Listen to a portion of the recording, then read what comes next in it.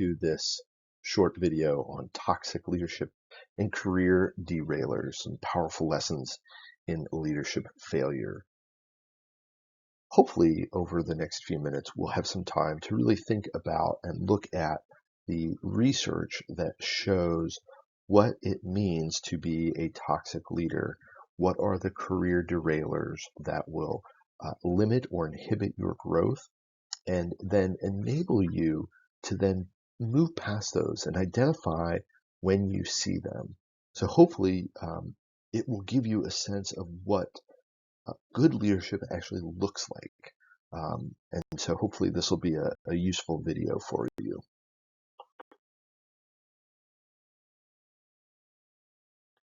So what is a toxic leader? A toxic leader is somebody who really inhibits the growth of their organization, of their team, of themselves and others around them.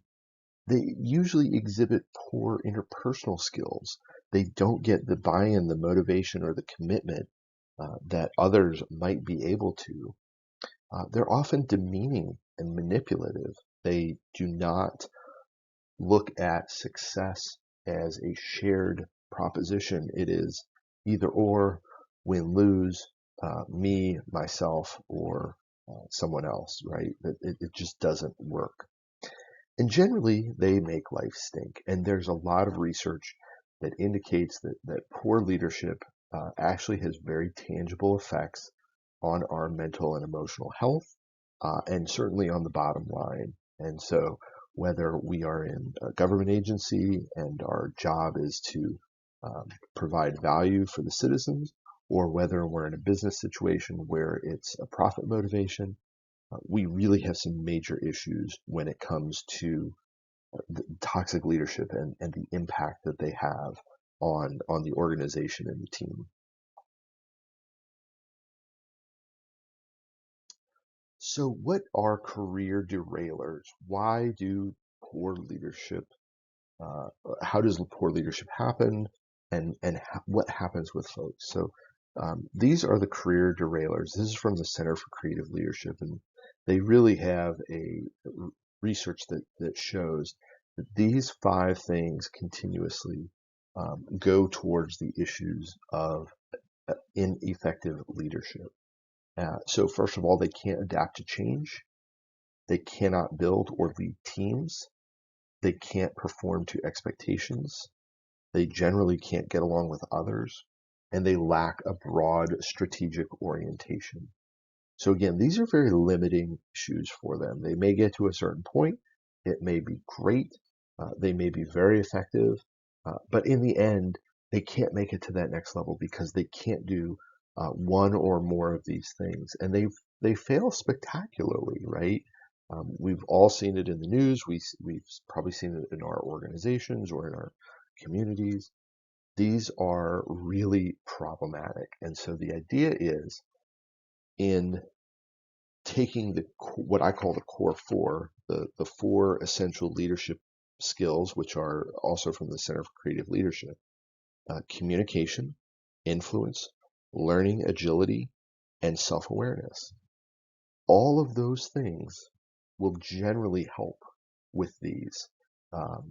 If we are being able to springboard from the negative to the positive, we really want to be moved from a reactionary stance to a very proactive stance. Obviously, awareness helps. Going through exercises with ourselves and our team, going through assessments, getting feedback, really taking the time to reflect on what it is that we are doing, how we are doing it, and how it's landing with others can be really helpful here. Seeking clarity from those that you work with, and set goals for yourselves. And set yourself up for experiences that actually help you navigate these types of things. Put you in positions where you have to do them, and then you are able to deploy your toolkit, expand your toolkit, and really get good feedback.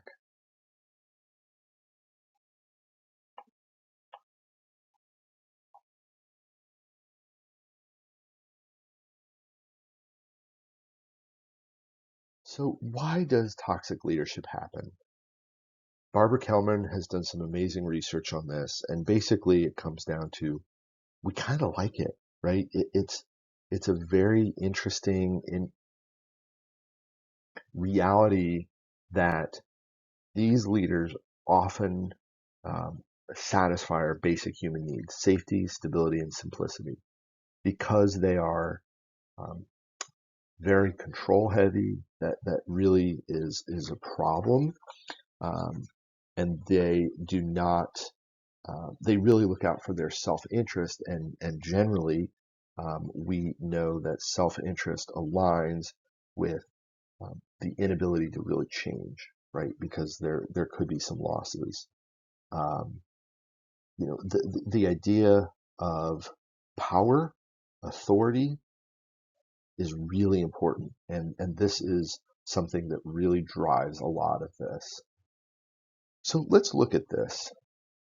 So if a toxic leader could be charismatic, but also very self-absorbed, so they may be very glib or come across very positively, but in reality they're self-absorbed. They're very power hungry. They want the attention, um, and ultimately they're very negative. Secondly, you have a susceptible follower base. So these are conformers who often have unmet needs or low self-esteem. And again, they're looking to the toxic leader for these basic human safety, stability, and simplicity. Really, the stability and the simplicity, especially now. Remember, this study was done back in 2005. A lot of things have changed in the world since then. It's only gotten worse, and so I think this enables the stability and the simplicity message to really resonate with people. Then you also have colluders who are actually enablers, right? They um, really move forward the agenda of the toxic leader. You also have conducive situations. These are organizations that enable. It's a poor environment. There's very high levels of instability. The culture or values have not been, updated. Maybe very, very long-standing issues, um, and it's basically a lack of accountability. And one of the interesting things that comes out of the issues of bad leadership from Kellerman in 2005 was this idea that um, bad leadership is not only just ineffective, but it's also unethical, right? Or it could be um, really depraved. But it's a very complex, multifaceted issue, and it manifests itself in a variety of ways, in a variety of situations, and so it's harder to study. It hadn't been studied really. Um, the issues of bad leadership actually lie everywhere from incompetence, so just not able to take the effective action or make the decisions, very rigid, so kind of the my way or the highway, unwilling to adapt. Um, People who are intemperate or unable to lack control over especially over their emotions, it can be very toxic. Callousness, so people who are uncaring or kind. You have people who are corrupt, like truly seeking to profit off of others in a corrupt, fraudulent, cheating type of situation. You also have people who are very insular, leaders who are unable to read others, read the environment, read the room. Um, it doesn't necessarily mean they're bad people. It's their comfort level with that is really low, um, especially in terms of change and self-awareness. And then you also have the last category, which is pure evil, right? True people who enjoy inflicting pain, atrocities, and they see pain of others as power or gain for themselves.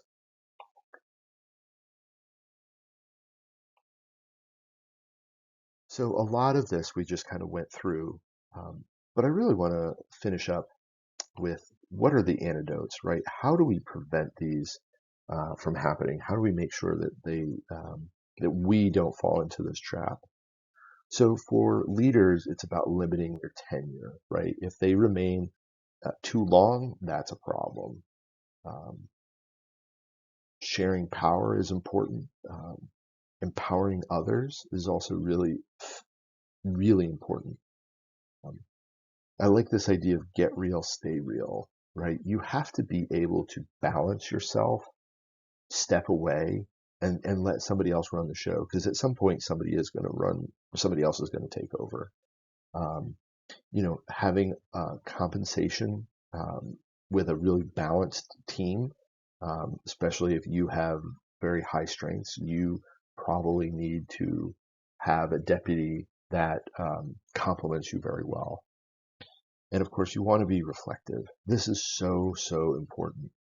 The idea that we learn, we grow, we can change, and we can use that as a powerful tool to move forward. So that is the basic pieces of bad leadership and toxic leadership. I hope this was interesting. I hope it was helpful. Um, I really enjoyed talking about this, and hope you look forward to the next leadership video. Thanks.